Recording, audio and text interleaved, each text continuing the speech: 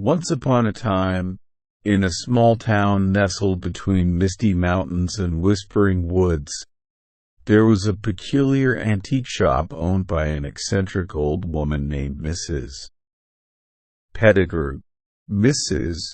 Pettigrew's shop was filled with all sorts of oddities and curiosities, but none were as notorious as a creepy horror doll named Mortimer. Mortimer was no ordinary doll. With his cracked porcelain face, glassy eyes, and a permanent sneer frozen on his lips, he had a way of sending shivers down the spines of anyone who dared to glance his way. Legend had it that Mortimer was cursed, bringing misfortune to anyone who owned him. One fateful day, a curious young girl named Lily wandered into Mrs.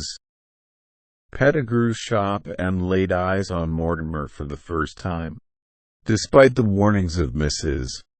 Pettigrew and the ominous aura surrounding the doll, Lily was drawn to Mortimer's eerie charm. "I must have him," Lily declared, much to Mrs.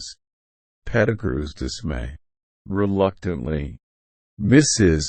Pettigrew agreed to sell Mortimer to Lily, cautioning her to be careful with the cursed doll.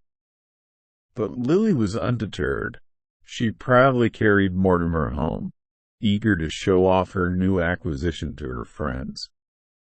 As night fell and the moon cast its silvery glow over the town, strange things began to happen in Lily's house. Objects went missing. Strange noises echoed through the halls, and eerie whispers filled the air.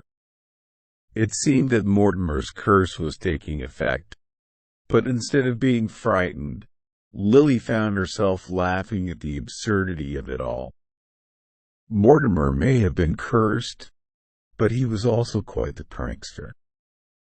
Together, Lily and Mortimer pulled off all sorts of hilarious antics, from hiding socks to rearranging furniture in the dead of night.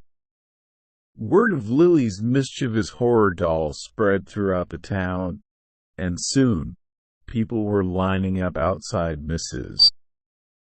Pettigrew's shop, eager to catch a glimpse of Mortimer's antics for themselves.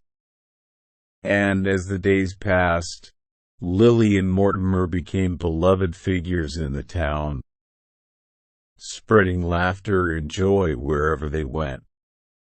For in the end, they learned that even the scariest of curses could be overcome with a good sense of humor and a dash of mischief.